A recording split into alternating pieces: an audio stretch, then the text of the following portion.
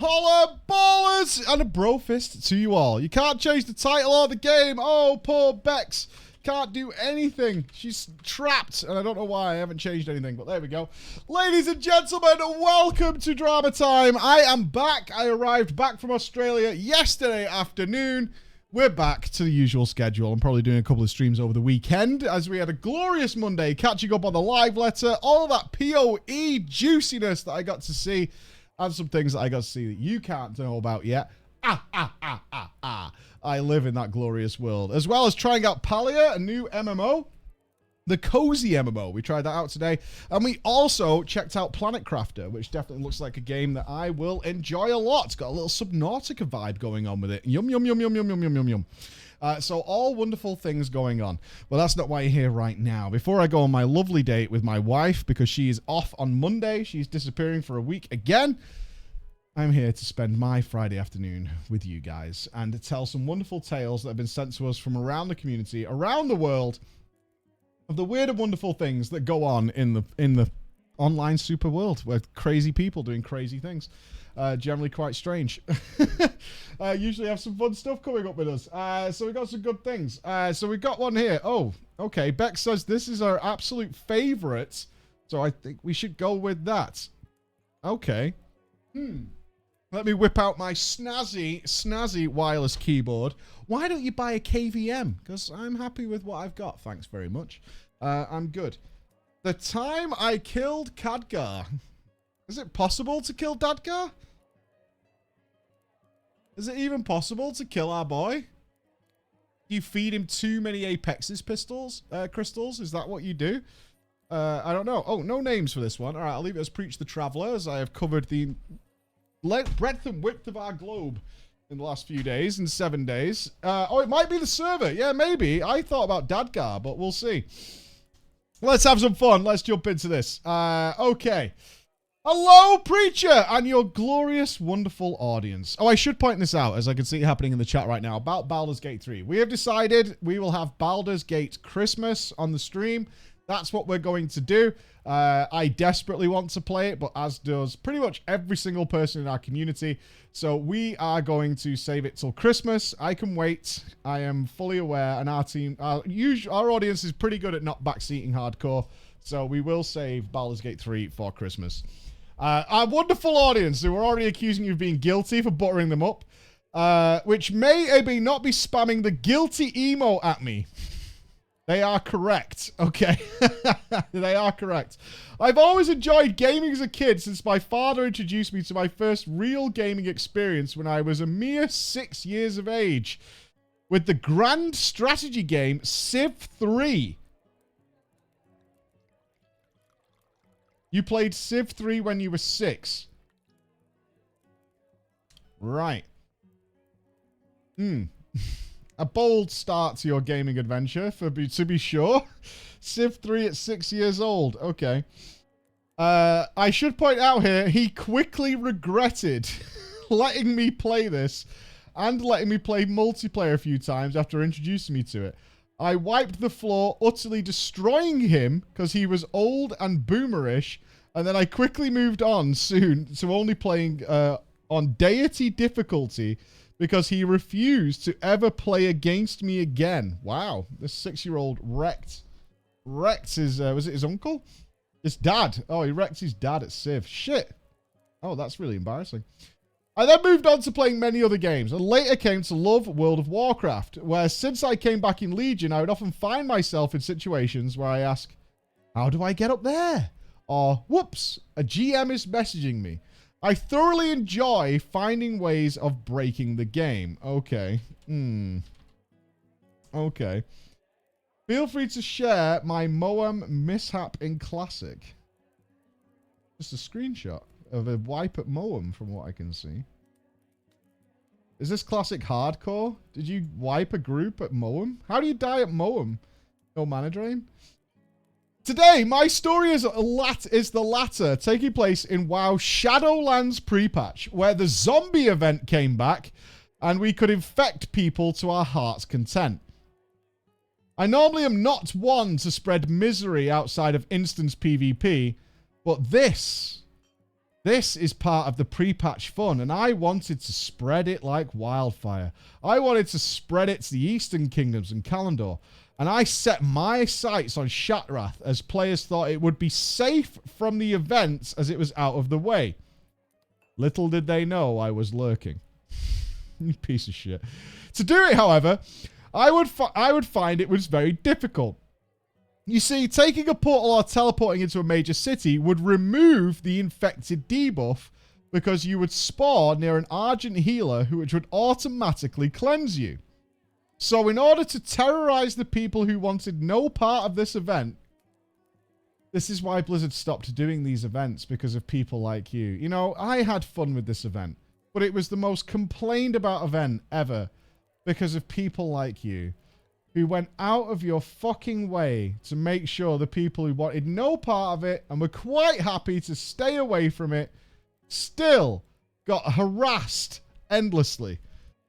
I needed to get creative. I decided I will go to Outland via the Dark Portal, where there were no Argent healers in sight to foil my plans.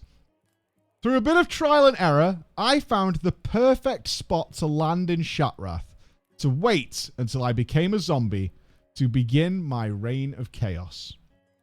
Now, the guards and NPCs in Shattrath did almost no damage to me as a zombie, and I could easily infect and kill them, with little issue as they were multiple levels below me.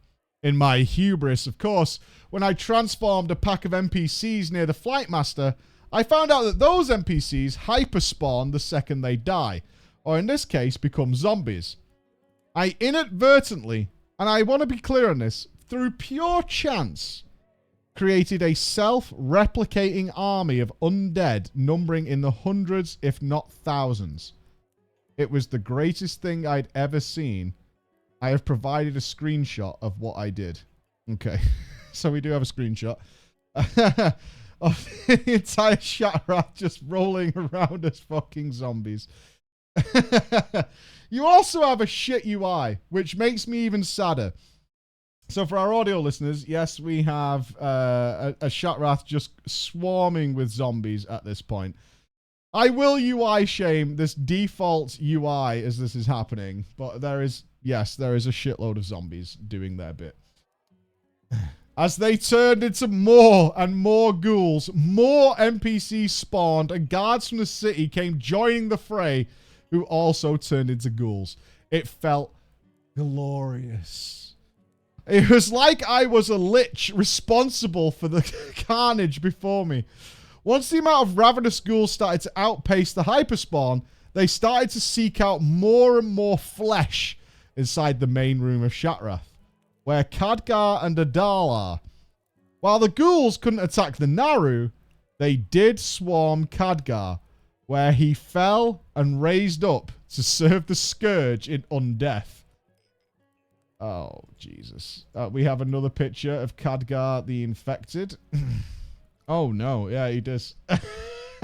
He's full on. They actually killed him. Zombie Khadgar is on a rampage. Oh, my God. I can tell from our audio guys, every NPC in Shattrath is now becoming a zombie. Step by fucking step, one by one. And also, the screenshot does say, you laugh. So you were emoting while you were doing this. Glorious.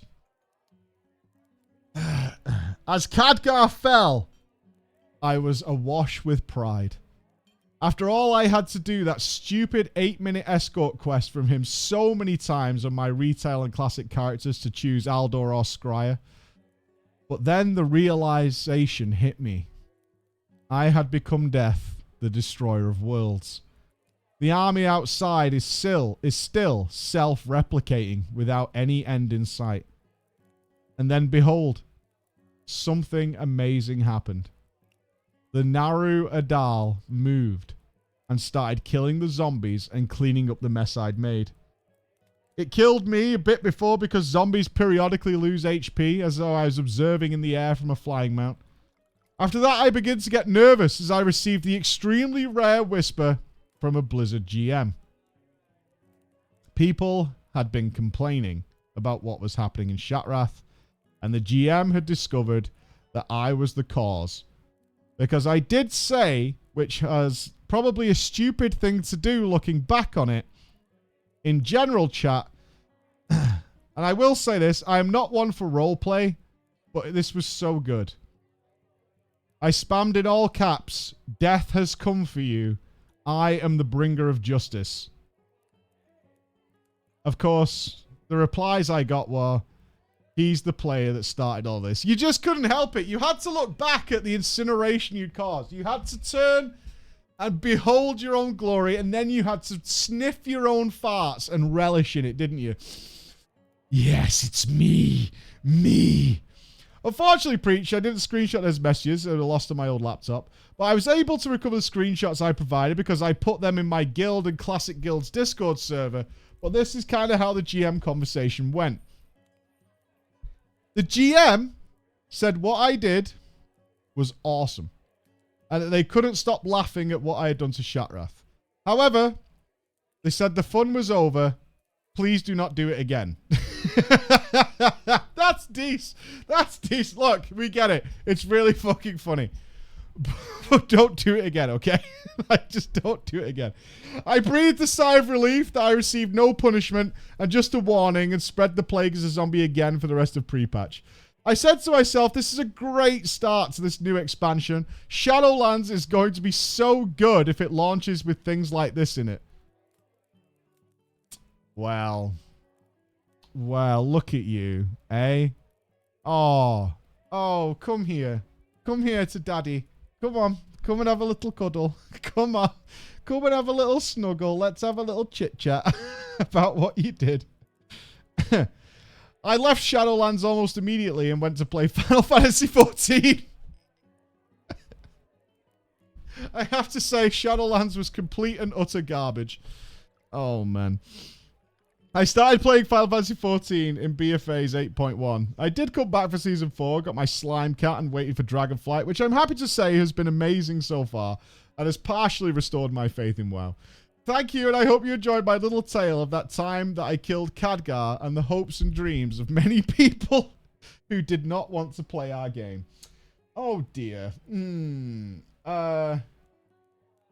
Mike, I warn you, this story has incest in it. I mean, we have to read that, right?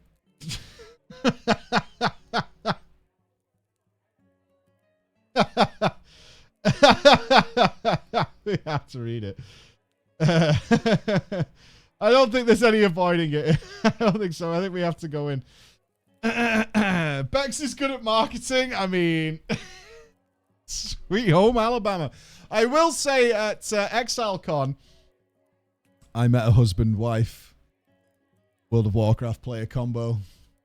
They assure me they do not run the guild. So, I was very wary when, I met them. I met them. They met through World of Warcraft. Smoothie. She played a priest. I'm not saying any cliches. It just so happened she played a priest. And she got pugged into the raid team. And our man made a move. And now they're getting married. How cool is that? How cool is that?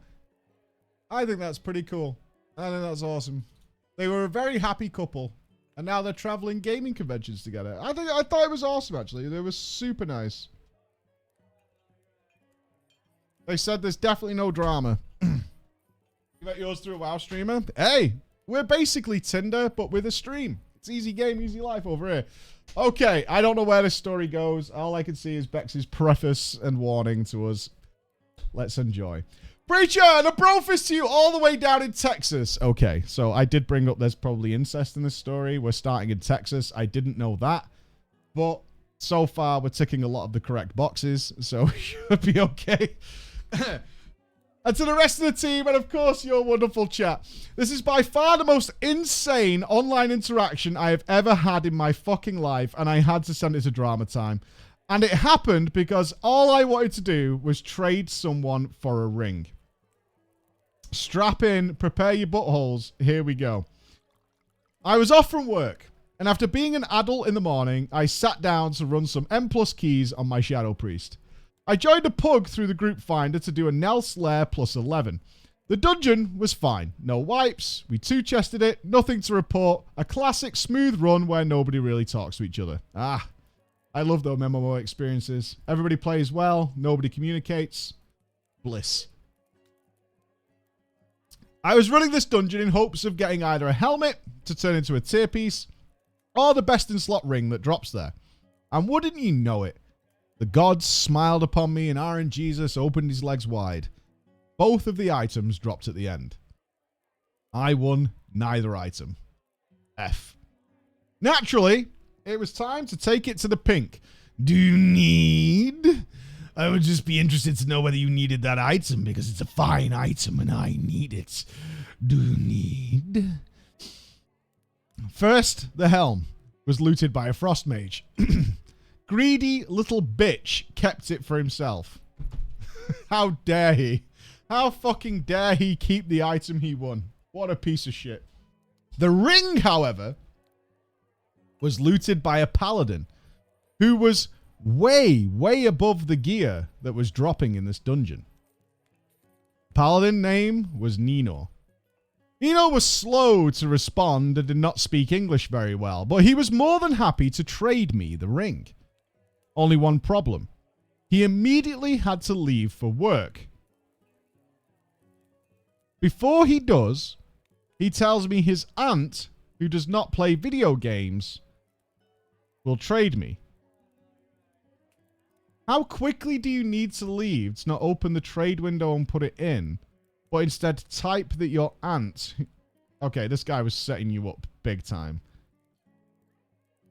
This guy was setting you up from the fucking start. He saw you coming so far away.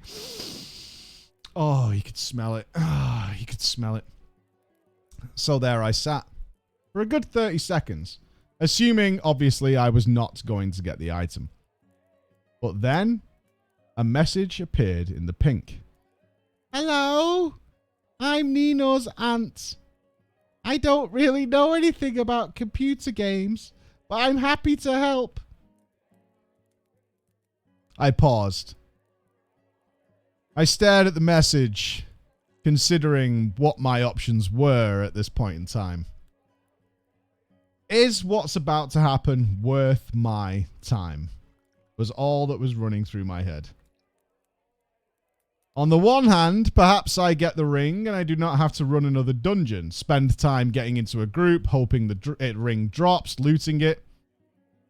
Potentially, this would solve all them problems. All I had to do was try and teach this person how to play WoW. This is where a second problem came into play. Nino was Alliance. I was Horde.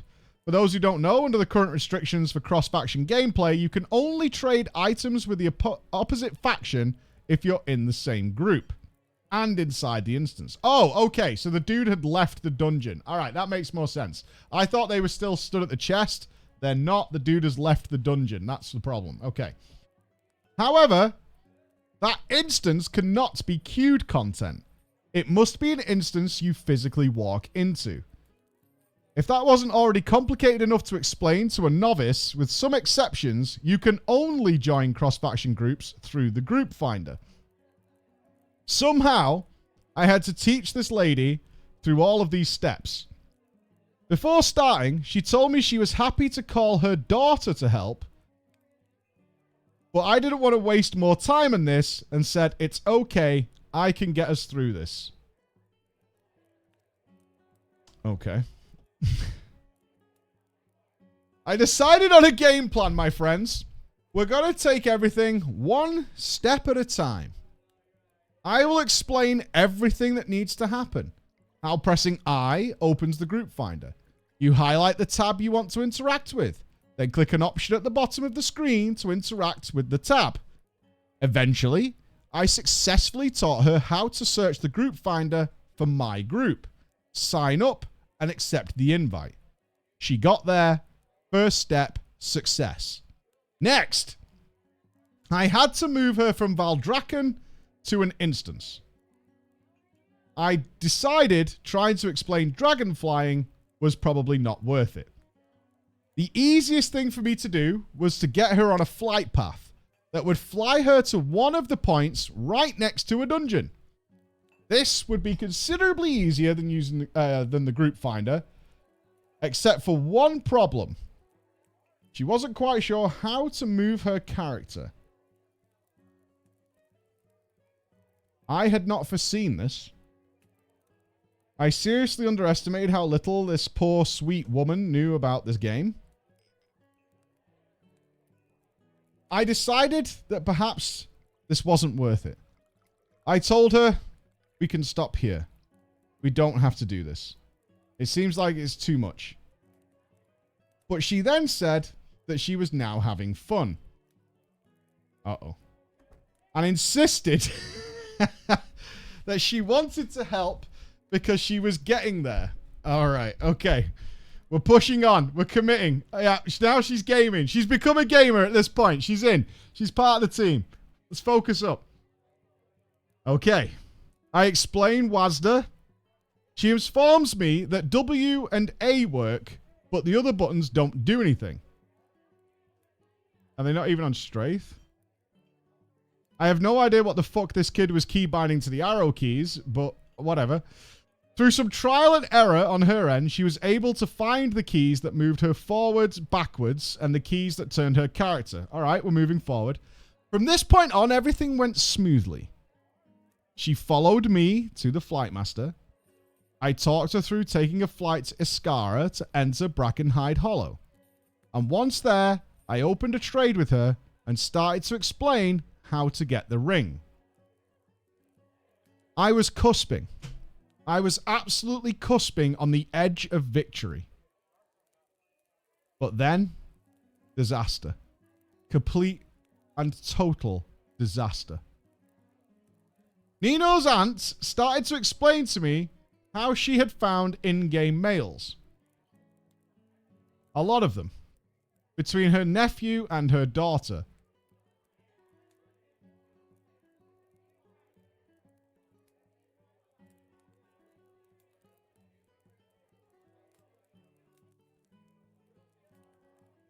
Preacher, I don't know how to explain what happened next. But here are the fucking screenshots that explain it to you. Oh, no. Oh, my God. Okay. Oh, I've got screenshots. Here we go. Let me zoom in.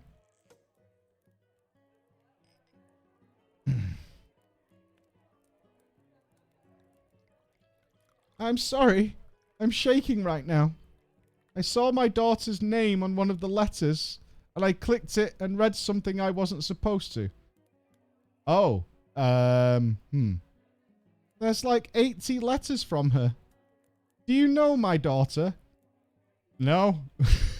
Have you found the ring yet? Our boy's trying to get out of it. No, I don't. Have you found the ring yet, though? just bring it back in line. That's a wonderful story. Have you found the ring? Did you know about this?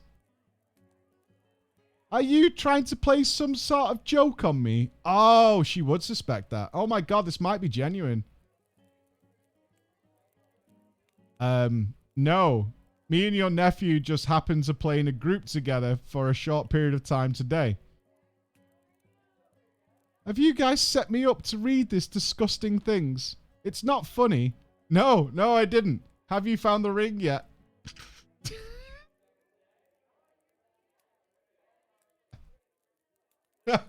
No, I've not. Have you found the ring? Please just give me the ring so I can get the fuck out of here.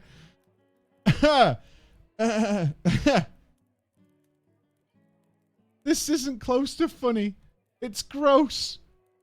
I don't know who your daughter and nephew are. Your nephew just offered to help me get an item in the game. Are you all like this in this game? Is this like one of them sexual games?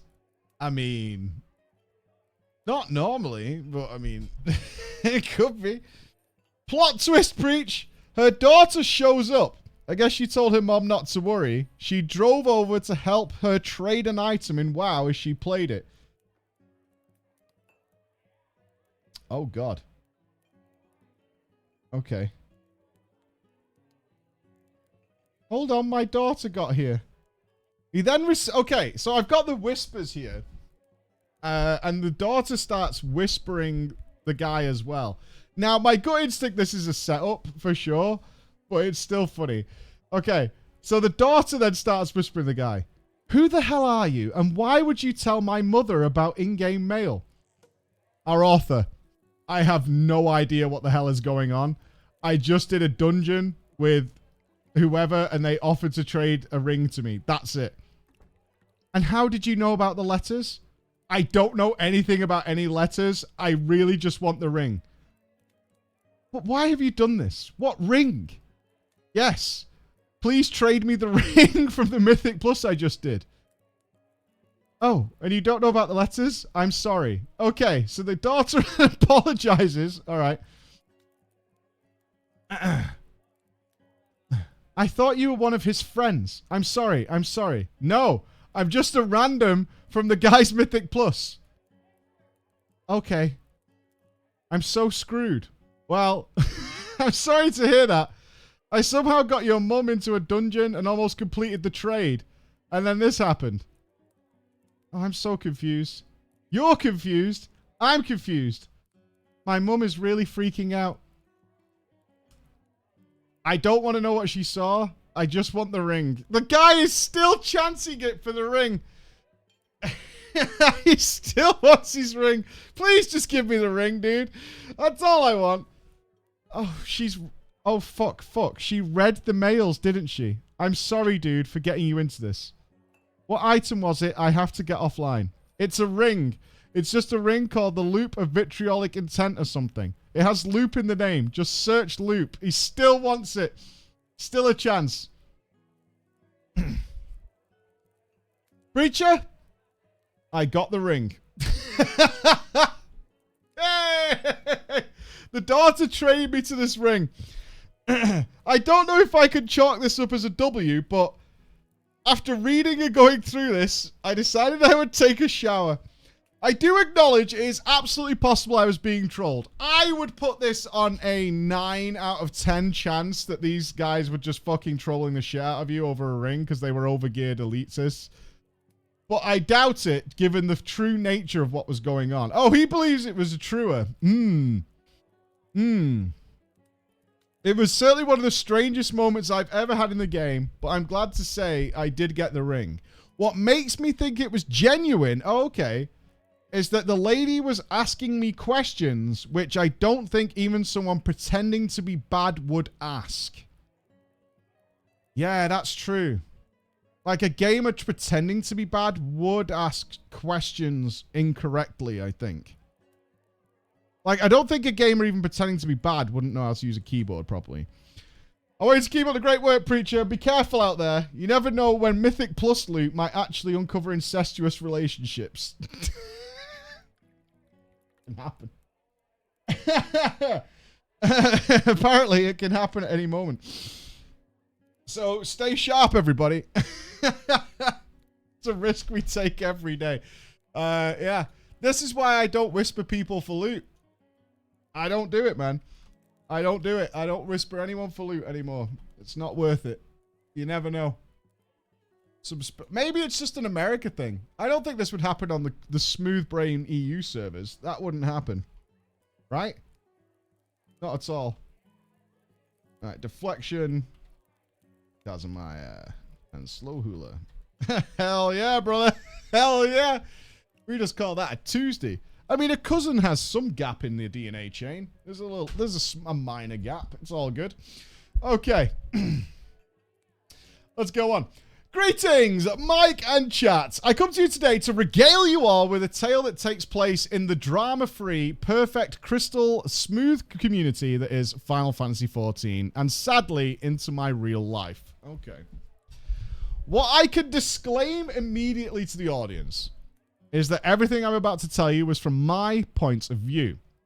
While I've gathered the thoughts of my other various friends who were also there during the drama that occurred, our point of view generally tends to be the same. What I request from you and your chat are your thought from an objective outsider's point of view. We're objective, right, guys? Yeah, we're an objective bunch. I know personally there are things I could have done better, but I believe my reaction to everything that happened was justified, especially towards the end of my tale. Well, we shall be the judges of that, my friend. That is what we offer here. Let me fill you in and give you context for the characters we shall meet today. Let me begin with Kazumaya. I went to a private school all of my life growing up, but listening to how much my father complained about how expensive it was, yeah, it is, I decided to step foot into a public high school for his sake. You're a good kid. You're a good kid. Everything I was used to was different.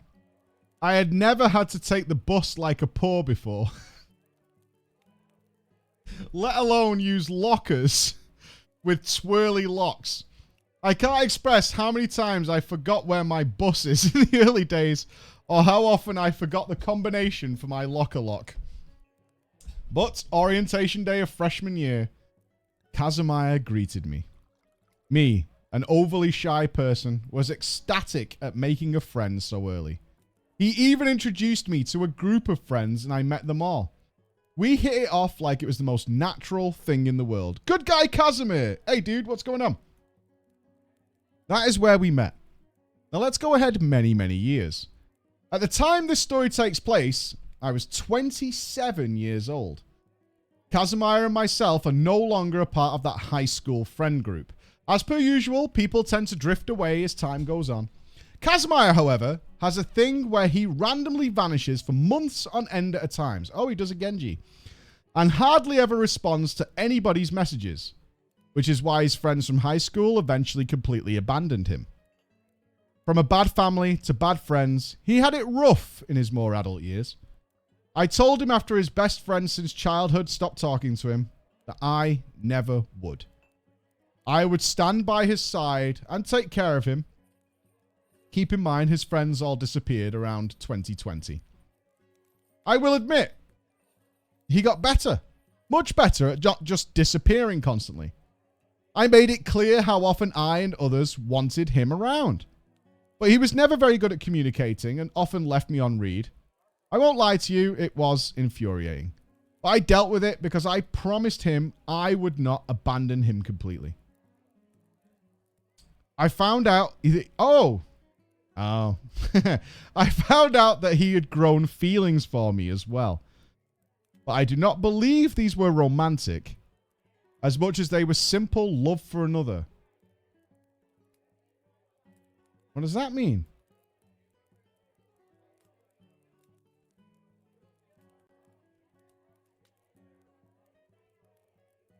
I don't know what that means. Oh, did you put Kazumaya in the friend zone? Oh. Just roommates being roommates. Oh, no. Oh, my reasoning as to why I think such, I will elaborate upon later. Oh. To all my fellow hetero men in the chat right now, I am about to say the line that cuts to our very hearts every time that we hear it. This may cause PTSD. I am really sorry. But once you hear this line, it is, of course, the saddest thing in the world. I loved Kazumaya as a close friend.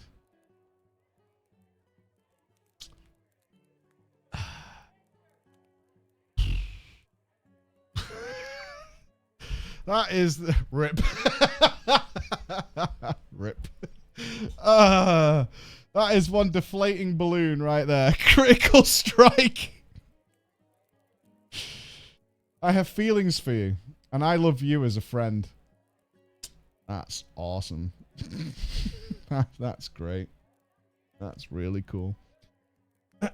Yeah. Oh, you're like a brother to me. Oh my God. I hope not, because that explains all the porn that exists, stepbrother. I love you like a brother. I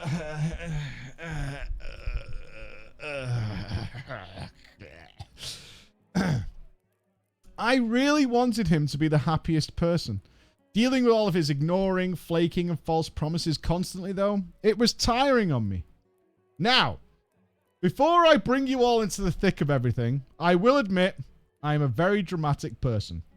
I tell people I'm dramatic because it's something I recognize about myself. Right.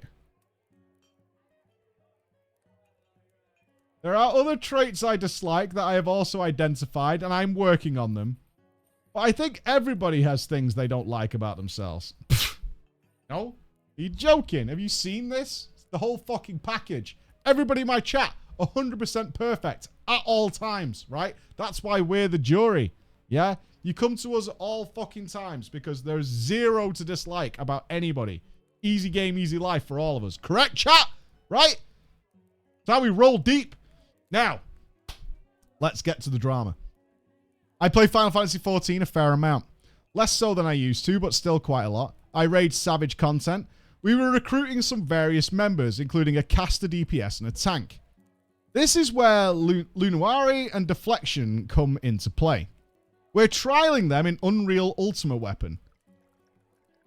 Them green orbs, though. As we didn't really care for damage as much as we just focused on if they got along with the group and could do just simple basic mechanics. Slow Hula, the one who does the recruiting, noted that they were a couple raiding together since Stormblood. Oh no. We have a guild policy, no couples. No couples. There'll be none of that. However, we decided to bend the rules because they had been playing together for over 4 years, so their relationship should be stable.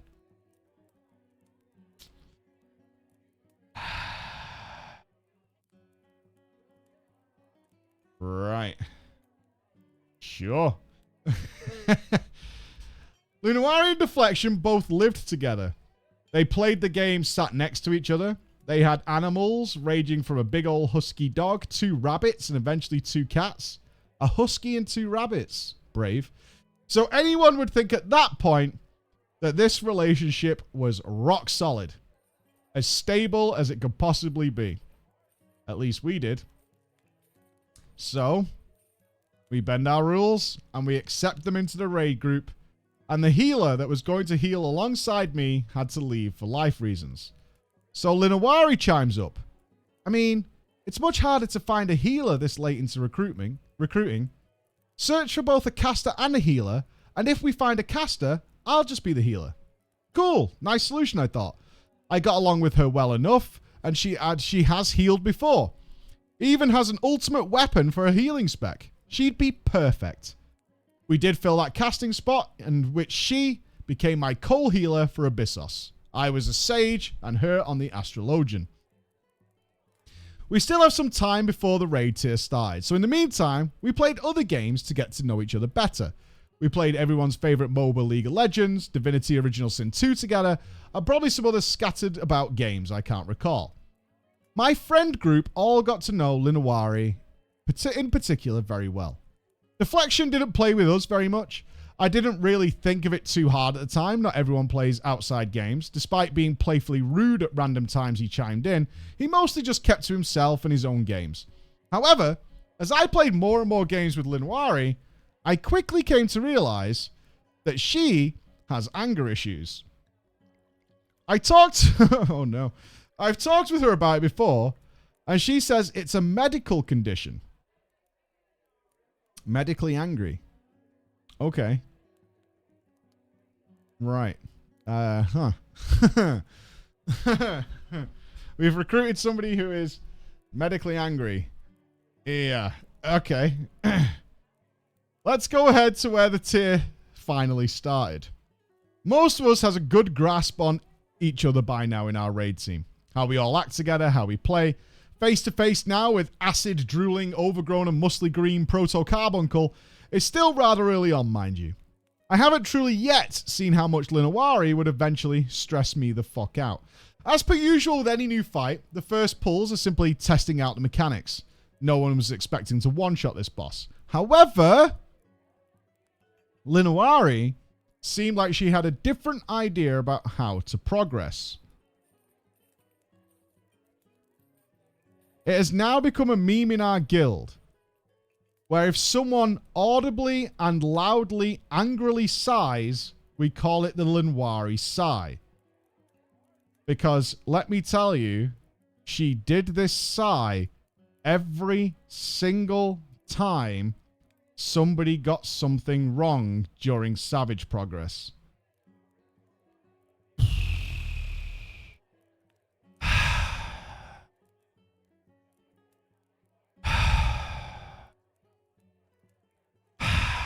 You can just imagine it, right? It's really motivating during progress. Yeah, the whole team is just really high on motivation every single time.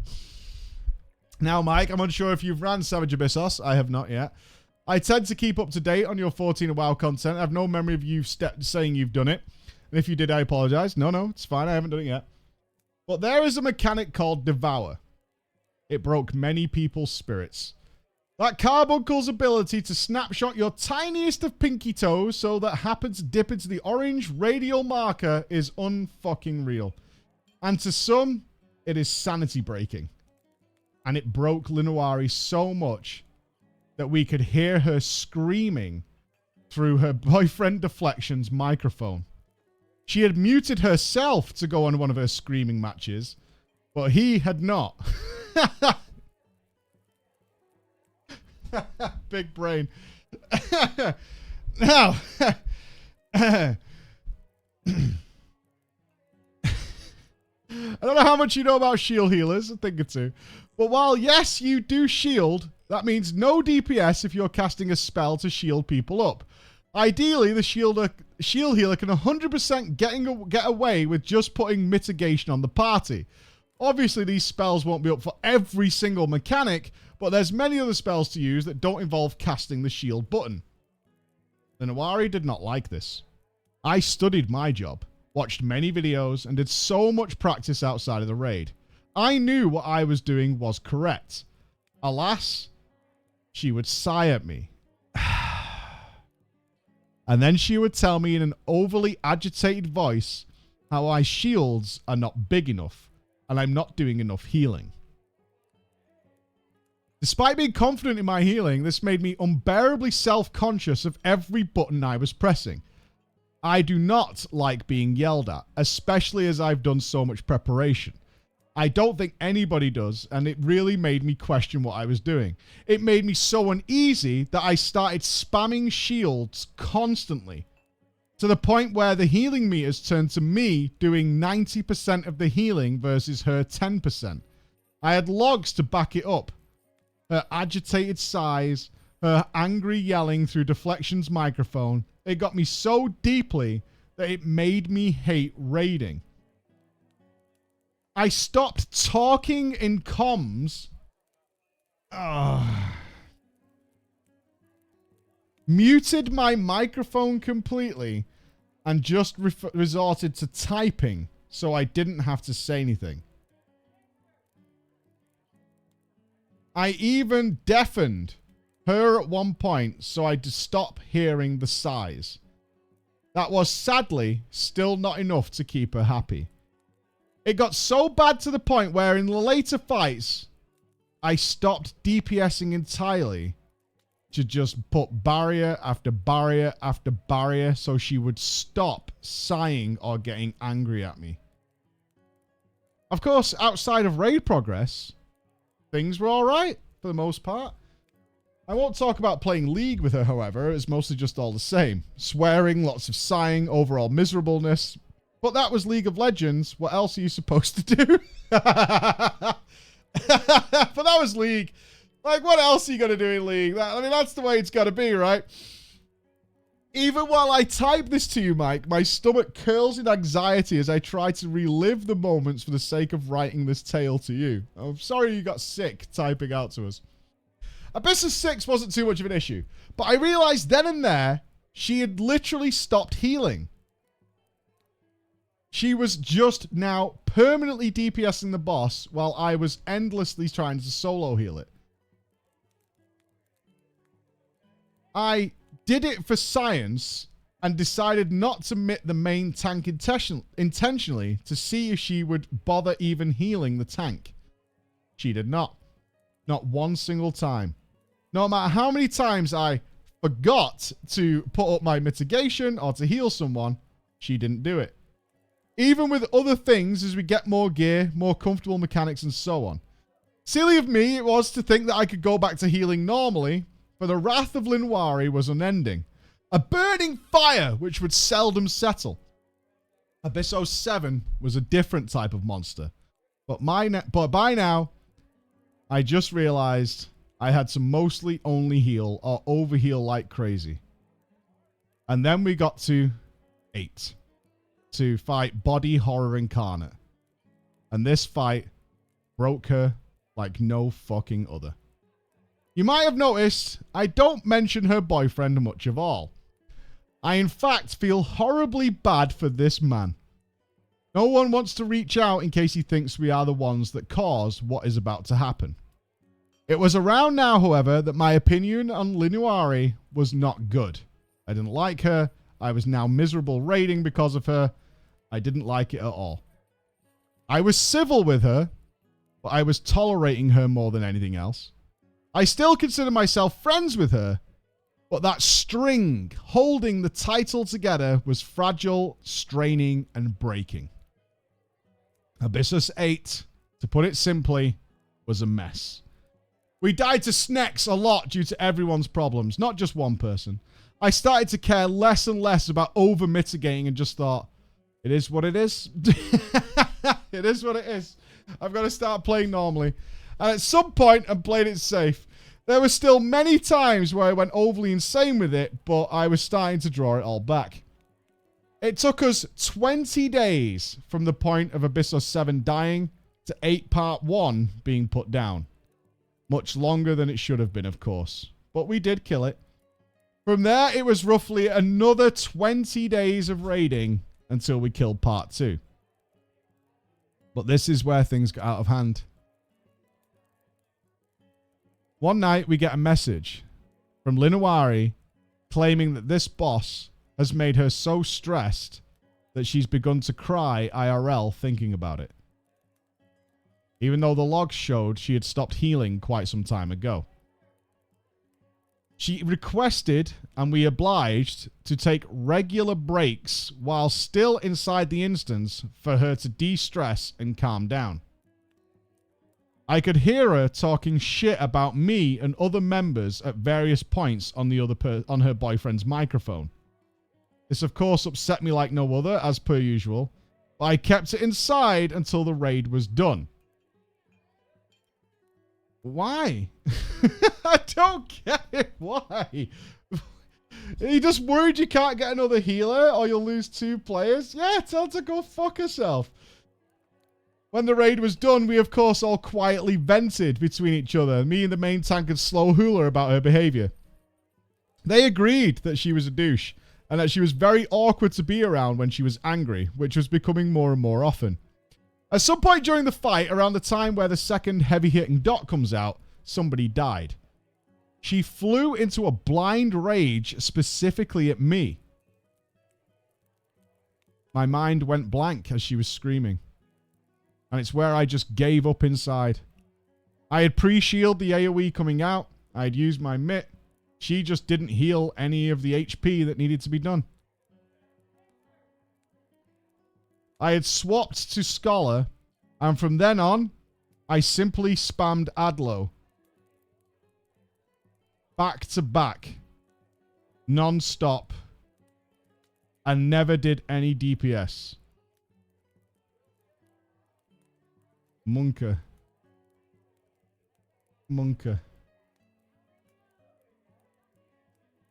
This allowed her to just continuously DPS.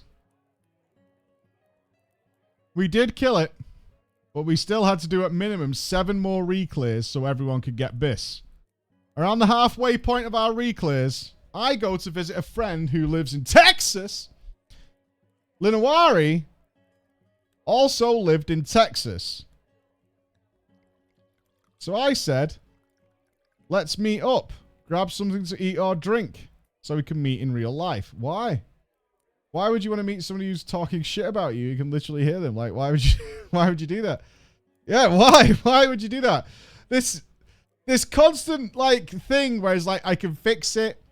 We could be friends. She's got medical problems. No, man. Just no. No. No. She agreed. As I want to remind you guys, okay, outside of prog raiding, she was all right. Her anger didn't flare up or the stress and crying. It was just during raid hours. Deflection came with her, was mostly quiet, and in fact, kind of made things awkward. He third wheeled the fuck out of it. He just sat there silently. Hello. I am also here. And that will be the last thing I say today. I shall sit and stare at you all endlessly. Her boyfriend third wheeled the fuck out of it. He just sat there silently like some mannequin that had showed up at the party. I made small talk with Linawari casually, just ending with a boba tea before my friend in Texas and I drove off to go back to his place. I decided to celebrate Thanksgiving with him so he wasn't alone. And so I invited Linawari and Deflection over for Thanksgiving too, so we could all enjoy a meal together.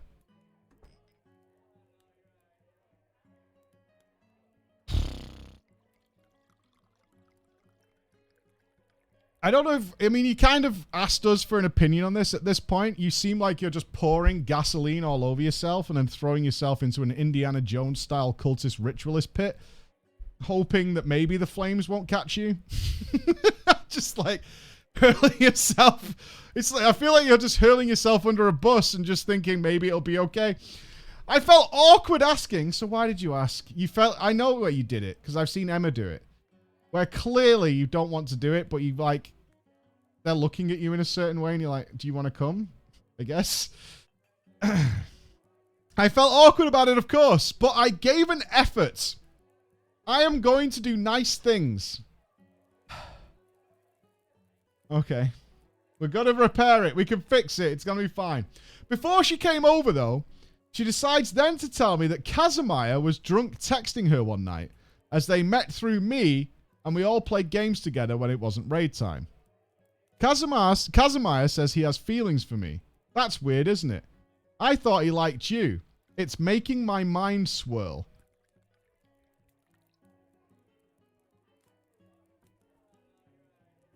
Now, this is when Linawari explained to me that she's polyamorous.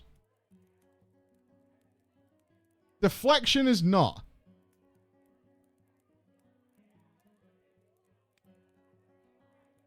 How does that work?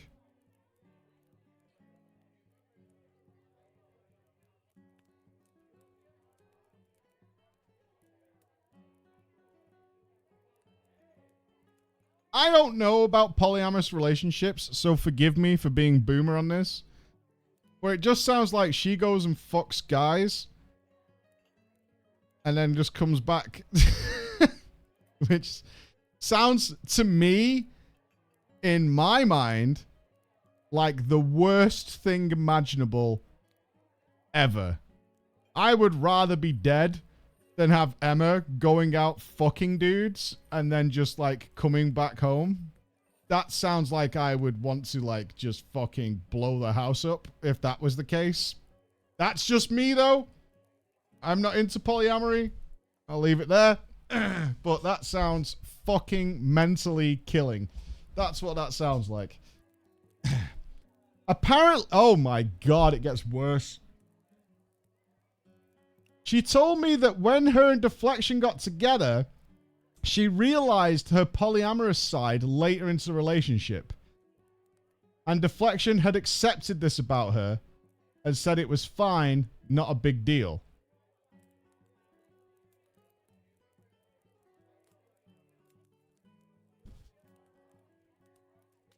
it is a big deal because your missus has had a cock in her mouth and then she wants a kiss goodnight. That's a big deal. It is. That's a big deal. It's a really big deal, actually. That's a huge deal. It is. that's a really big deal. That's a really big deal. Yeah, that's a huge deal. That's just not happening at all. There is zero chance of that happening. There is just no way. Hard pass. Hard pass. I told Linawari I'm not emotionally available to date, unfortunately, and I like him like a friend, not a lover. She replied with how she understands, and that she quite likes him too, but doesn't know if she should do anything. I didn't think anything of it. People do whatever people want to do. I tell Kazumaya that she likes him, and I just go about my night. This, Mike and chat, was all those two needed. From then on, those two were never not together. And they were talking like crazy in private voice chats, interacting together, playing games. I didn't know about this. I was gone. Linawari makes the long drive to where my friend lived and we had Thanksgiving. But she was giving rather obvious vibes. She asked me, what are you doing for your birthday? As it was coming up in January. I said, I have no plans. Probably just go out with my friends as usual, enjoy myself. Okay, she replied. And then looked down at her phone. It was obvious what she was planning. But I didn't know that Kazumaya was involved. I don't know what she's planning. What's she planning? Oh, I feel like such a moron. What's she planning? I don't know what she's planning. A three-way? What's happening? Is she planning a three-way? A birthday three-way? All right. I mean, I guess. I later find out that Slow Hula had invited her, Kazumaya, and himself to come and visit for my birthday. Oh, that's a four-way dance, people. He, of course, bought Linawari her ticket to fly up to the insanely cold state of Minnesota, where I live, and Kazumaya drove up from Iowa, as he moved there shortly after high school. Slow Hula, living just a state over too, drove as well. Obviously, by now, I know that Linawari and Kazumaya were swiftly becoming a thing. Now, I didn't particularly care that they were becoming an item. I want to be absolutely fucking clear with everybody listening to this story right now. I did not give a single fuck. I never wanted to be with Kazumaya. I never obviously wanted to be with anyone else. I was fine with it. If they're doing their thing, they're doing their thing. What I did care about, though, was that I went from seeing Kazumaya almost every day to maybe once a week, if that. I understand that people want to spend time with the ones they love, but I have never been able to understand why they need to nearly abandon their friends in the process. I've seen it happen so much, it just makes me so sad to lose connections like this. I mean, relationship people do get more priority than friend relationships. It happens. Not that strange, actually. Eventually, though, with how little they seem to care about my presence in general, I considered, are they using my birthday to just come up and see each other? Yeah. Yeah, 100%. Absolutely. Yeah, that's absolutely what's going on. I asked Kazumaya about it. He said, of course not. We're coming to your birthday. And insisted on this. I didn't believe him at this point.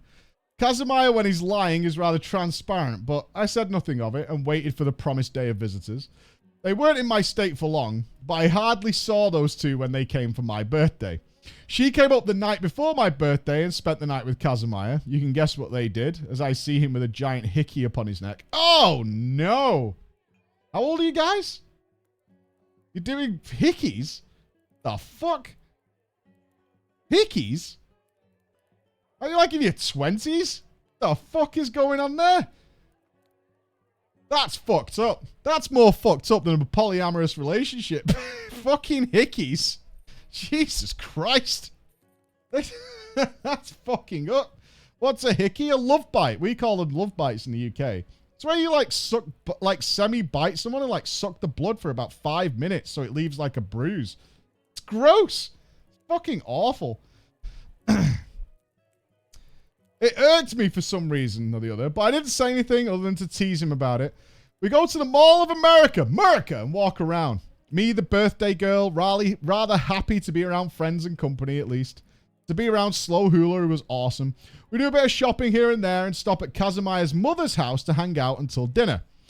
You might have noticed that Deflection did not come up. Of course not. His fucking missus is there to suck another guy's dick. He's probably not watching. Or maybe he is. I don't fucking know. This whole polyamory shit blows my fucking mind. For all I know, he sits there on a birthday cake farting while he watches his wife blow another dude.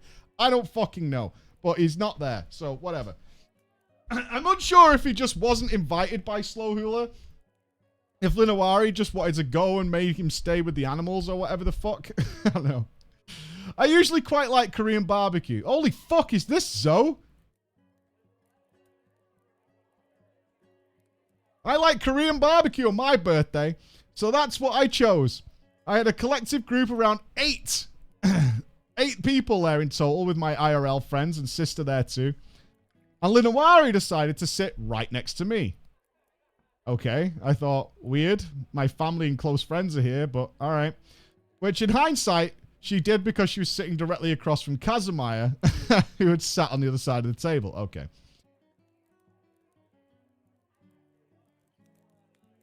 They were definitely doing something under the table with their feet. But I ignored it, and I digress.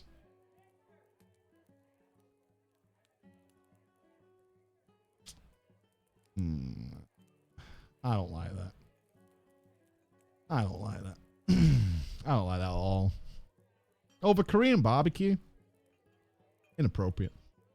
I'll state right now, I can't use fucking chopsticks. I can practice as much as I want, but my small hands just cannot work that magic no matter how hard I want them to.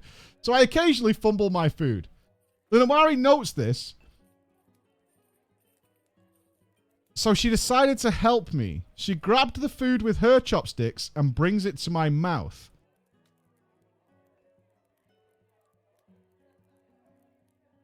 What was it? It matters. What was it? It's important. I need the detail of what it was. Now, I can't recall entirely if it was around now or early, but she asked. Oh, no. I've never kissed a girl before, have you? I reply with yes. I had a girlfriend in high school. Now, mind you, I'm now 28. I've had a few relationships since, but generally, I haven't really tried to be with anyone. I enjoy my own company, and that's really all that matters in the end for me. The meal goes on. I keep fumbling bits of food, and she feeds me like a mother would a daughter every now and again. It made me feel so awkward, especially as she continues to get closer to me and pushes up on me. She's going for the three-way. I mean, she's making the move. She's going in for the kill. So dinner's over. We get in the car to bring Kazuma and Lunwari back to their hotel. She starts to randomly say, give me your finger. Where are we going? Bex, is this safe? Are we good here? Give me your fingers. It is safe. All right, Bex has given us the all clear. All right. She randomly says, give me your fingers. I say, why?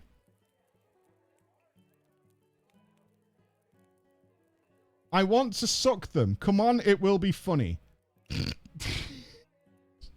She's not concealing it. I don't know how you start a three-way. I'll be honest. I have no idea what the A to B to C process is. But that's one that probably fucking works, right? That probably works, right? It probably works. I go, no. All right. No. No, thank you.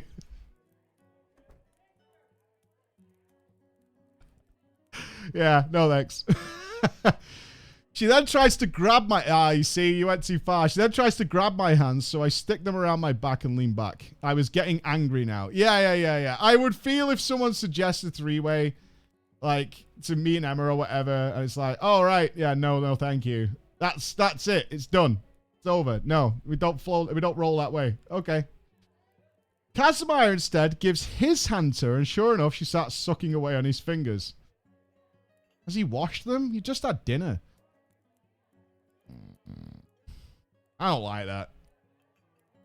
Hickeys and finger sucking? This is so 15-year-old. I just look out the window trying to bubble down the rage inside me. It was obvious to Slow Hula I was unhappy, of which we talked about privately. As I was going to Slow Hula's car, we were in Casimir's. Slow Hula's was in the parking lot. Linawari, she's still going for it. She's still going. Linawari rocks up to me and starts smushing me against the passenger door, leaning in to try and give me a kiss. And this made me very upset. I laughed at Osses. Ha ha ha. Maybe not, eh? And swiftly just got in the car, decompressing from the day and night. Mind you, she was as sober she could be. She had not one lick of alcohol because she claimed she had an allergy to alcohol. I want to be clear to you guys. I was not flustered in the uwu sense. No, I mean, I think we're all on the same page. You're flustered because your entire privacy is being invaded on your birthday by some pushy over sexual lady. I was just unhappy and upset. And I went to bed the second I got home. But then came the morning. Slow Hula picked me up rather early so we can just chill before the two lovebirds are ready. I vent to him about her actions and how it made me feel and other life stuff going on as we wait in his hotel room. I've seen him in person many times before this, so being around him was normal for me as any other friend. He texts the two asking if they are up and ready. They are. So we get in the car and go to Kane's Chicken Checkers for breakfast. All right, hold. Kane's Chicken. Minnesota, are we in? Minnesota. All right, Kane's Chicken. Got it. Snelling and Lake, baby. Open from 10 a.m. to 10 p.m. Oh, it's a classy joint. Located in Minneapolis, we serve only the highest quality chicken finger meals. It's our one love. Our crew makes out. So they just sell chicken tenders? Is that it? Okay, it's legitimately just a restaurant that sells chicken tenders, looks like. 4 chicken tenders with fries, 6 chicken tenders with fries, 3 chicken tenders with fries, 3 chicken tenders with fries and a drink. And they also do the 50 chicken tenders. Feeds 13 to 17 people or 1 chonker. The 75 chicken tender combo. America. Motherfucker. Oh, it goes to 100. It absolutely does. It goes to 100 chicken fingers. Holy shit. Who the fuck is ordering 100 chicken nuggets? Oh, they do chicken burgers. And something called Texas toast. What the fuck is Texas toast? All right, can anyone fill me in? What is Texas toast? Is it just toast covered in butter? I'm doing my part. What is this? I'm sorry, audio listeners, but you absolutely have to check their menu. They sell lemonade, sweet tea, unsweet tea, half lemonade, a fountain drink, which is a soft drink, or a jug of lemonade. I'm not sure if many people are familiar with the offerings where your drink is measured in jugs. I'm familiar with liters, milliliters, and so on and so forth, but I have yet to measure my drinks in the form of jug units. But there you go. It's 717.50 calories per gallon of lemonade. That's a lot of lemonade. That is a shitload of lemonade. I need 100 chicken nuggets and a jug of lemonade. What possible occasion calls for 100 chicken nuggets and a jug of lemonade?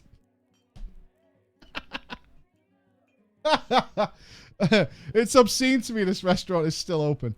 Oh my god. And this is your breakfast? This is what you're going for breakfast? Oh, Jesus fuck. Okay, we're going to meet here for breakfast and have chicken nuggets and lemonade. Sorted. Awesome. It's really good. Fuck off. It's really good. Fuck right off. It is, honestly, it's really good. For breakfast? It's not good for breakfast. I don't care if it was made by Jesus' chicken. I don't give a shit if it was blessed by the Lord himself. You're not having chicken nuggets and lemonade for breakfast. What the fuck? Come on. We could do better. As a species, we could do better than chicken nuggets and lemonade for breakfast. We could do better. Okay. Let me focus the fuck up. Oh, God. Right, we're going to Kane's Chicken for breakfast. Mike, it's not a healthy breakfast. We know. But it is tasty.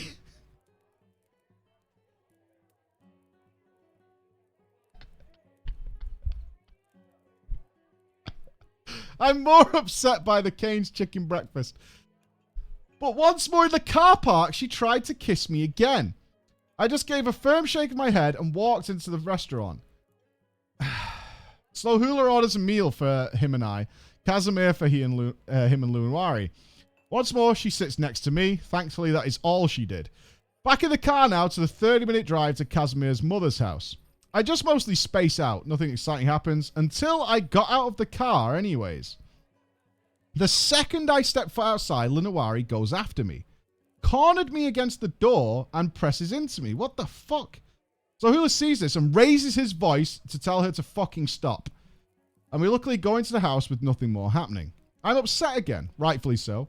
So I just lay on the couch and turn on a few Ghibli movies to watch until we go out for whatever plans we have there. What the fuck? Ditch these cunts. What the fuck is going on? About midway through, we go to the grocery store, where one of the more annoying things happened. Walking around the liquor section of the store, Casimir and Slow Hula switch aisles, looking for something. Lunwari took this opportunity to butt shoulders and arms with me and leans closer and closer and closely, obviously trying to fucking kiss me again. I duck out and scurry off. I catch up with Hula and Casimir and tell Slow Hula that she tried again. She didn't follow me, so I assumed she was mad at me for that. I felt bad.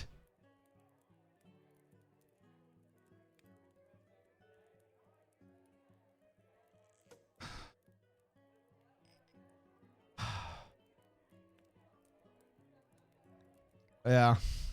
Saj, man. Saj. I am hoping that you have corrected or are on your way to correcting this sensation you have about trying to please people, regardless of how much they're fucking abusing you. I felt bad, but I didn't budge, and I went to find her.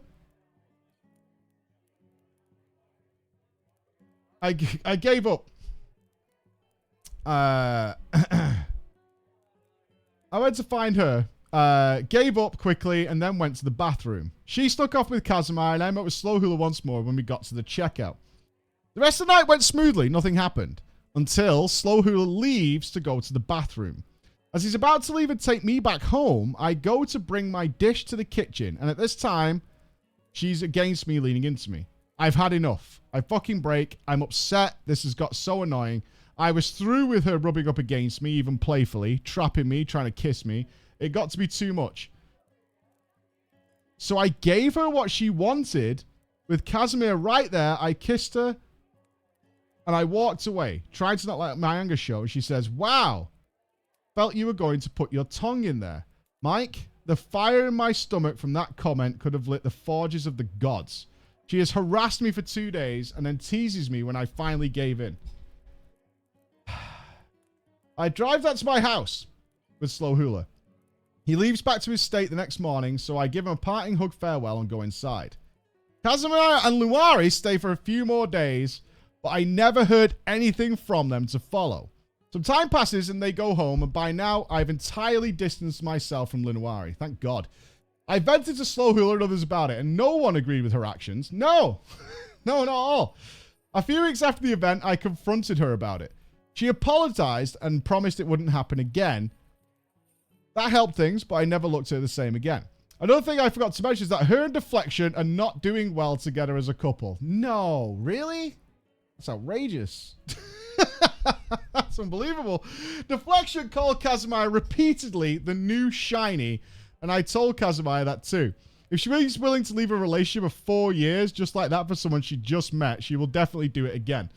I warned Kaz of this, but otherwise I let them be. I held my reservations, and that is until Kaz messaged me, worried about Lunwari. Just over a month had passed since we had all met up. He starts complaining to me about everything I knew about her, and some other bits I didn't know. For example, I didn't know that Lunwari was unhappy that Kaz didn't get her pregnant on their visit together, and that she was at first saying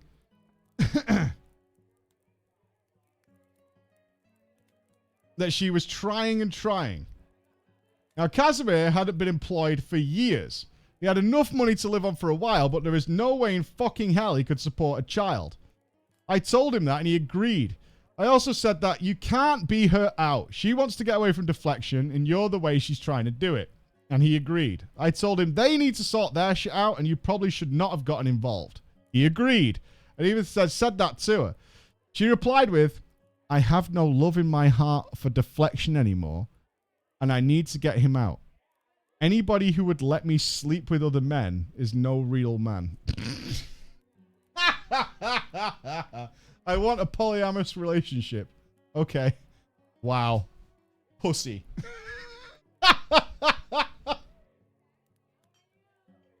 I just don't like you anymore.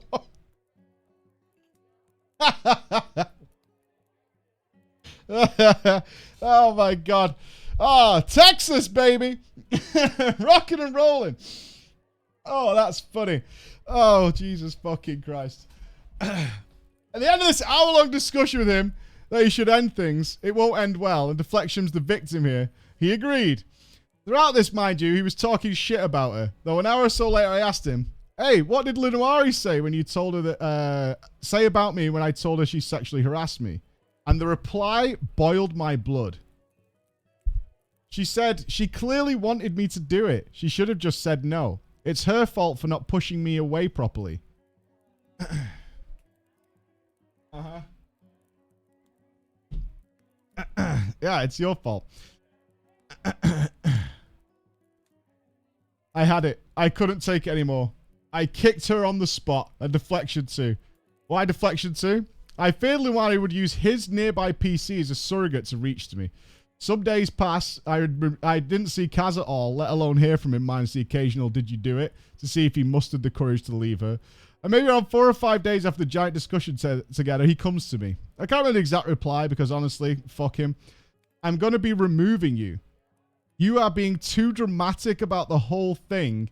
And you twisted my mind to think badly about Linoiri, who I really care for, and you tried to split us up. This is goodbye for good. And all I could think to reply was, okay. I'll not lie. I was raging. I took screenshots of our discussion prior and sent them to Linoiri saying, I don't give a fuck anymore. They were damning. Another friend who was their friend as well checked up on them because he thought it was a horrible idea what they were doing. Linoiri admits that Kaz said some bad things, but otherwise, I love them. And with all I had to deal with in regards to her, and her now taking over a decade-long friend from me, I couldn't give a fuck. I had nothing to prove to her or Kaz. The pair gradually removed everybody from their friends list and friend circle, including said friend who reached out to me, the innocent main tank, who just liked to have fun with everyone. Slow Hula and more. They all got disconnected. Granted, Slow Hula thought Linoiri was a bitch all the time.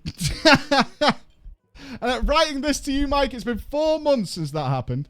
From what I understand, Deflection is now single with a zoo of animals in his house, and Linoiri has moved. Where? I'm not sure. But I know it's either with or close to Kaz, as I remember her wanting him to kick Kaz's roommate out so she could move in. And this brings me to the end of our tale, and where I would like an outside opinion from you in the chat. Am I the villain? There are definitely things I could have done better by it all, but am I completely guilty? Thank you for reading my tale. I know it's rather long, but it was a lot to type. I hope you, those close to you, and your chat have a wonderful time ahead of them. Sincerely, a long-time viewer since Warlords of Draenor, the author. Okay. Look, I'm not a psychologist at all. I'm really not. I don't know much about it. We have spoke to psychologists, but you need some help. You need some help. Like a lot of help. If this story is accurate, and I believe it is, there were a lot of things that were going badly for you that you didn't recognize. And that's worrying because you are, I would just say, in my opinion, and I think along with the chat, is you are very susceptible to being abused quite heavily. And that's not good. And I would really encourage you to seek some help and guidance in that regard. I mean this genuinely seriously, so that that does not happen to you. Because if this is completely true, you are very, very open to being easily abused and manipulated by people. And I don't want that for anybody. Ever. At all. So, I don't know. I'm not wizened enough for where to point you in a direction or whatever. But yeah, you need to be very careful because there were things that would happen here that I know for myself. Probably a lot of our members of chat that would have been stamped out within about 3 seconds. And I think the scariest point of this is when like she tried to get you again in the supermarket or whatever it was, and you fucked her off, and then you felt bad about it while she was abusing you and harassing you, and you felt bad that you had pushed her away. That's not a good thing that should pop into your brain. Yeah, we do have professionals in the chat who are about this. So yes, you want to do that. I mean, this is somebody who has, who is used to manipulating and abusing people, and then found you probably as somebody they could do that to very easily, and took full advantage of it, in many, many ways. And then gaslighted the fuck out of you about it as well. So I would just be, thank you for the story, but for real, I would definitely seek out some sort of guidance. At some point, the social interaction's gone a different way for you than what it probably should be for the rest, in general. So I would definitely look out for that.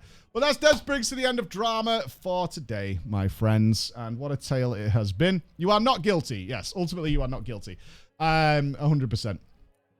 And I look forward to hopefully maybe seeing you at PreachCon or something, so you can be around people who will not do things like that to you.